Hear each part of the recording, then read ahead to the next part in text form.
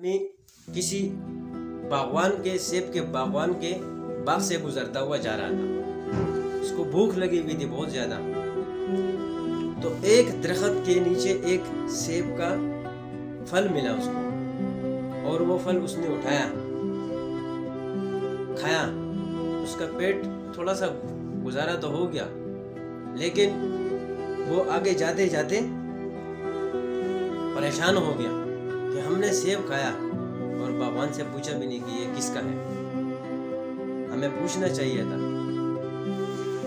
ये बंदा उस घर पे पहुंचा जिसका ये यानी खेत था, बाग था, जिसका फल इसने खाया था, उसके वहां पे पहुंच गया और वहां पे उसको कहने लगा कि हमने तुम्हारे बाग में से एक सेब खाया है, उसका हमें माफी कैसे मिलेगा। उसने बोला एक सेब का तो मैं माफी नहीं दे सकता, एक सेब का मैं माफी नहीं दे सकता।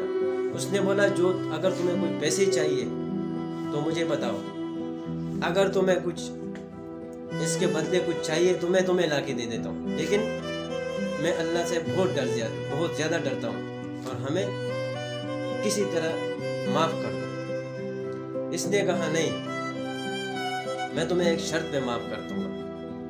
शर्त यह है कि मेरी एक बेटी है, उससे तुम्हें शादी करनी पड़ेगी। ये परेशान हो गया और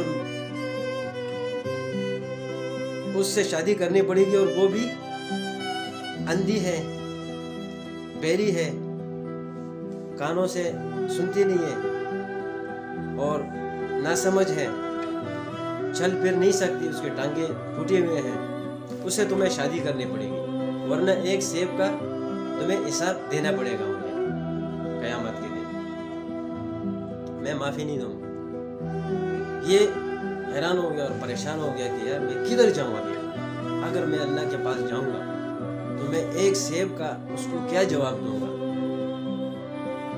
ये बहुत परेशान था और कुछ कर नहीं पा सकता था। उसने बोला ठीक है, मैं तैयार हूँ।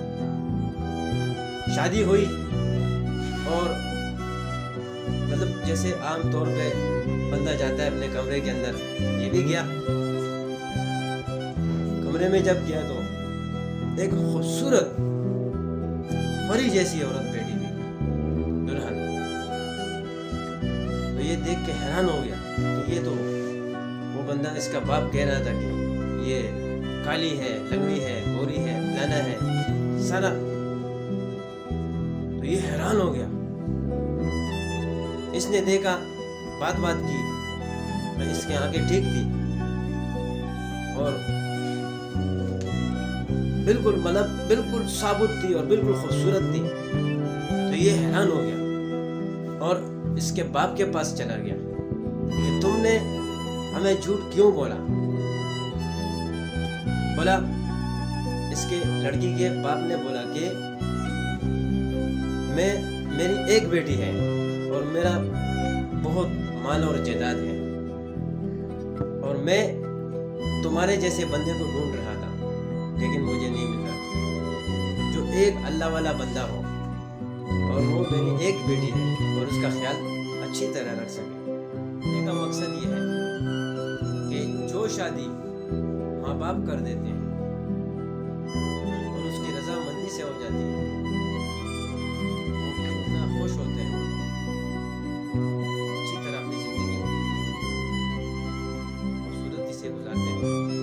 और जो लोग लव मैरिज करते हैं, कोर्ट मैरिज करते हैं, वो महीना, साल या निहत्ते 1.5 साल के बाद तलाक हो जाता है। मेरा ये कहने का मकसद है कि अपने माँ बाप की मर्जी से जो शादी करेगा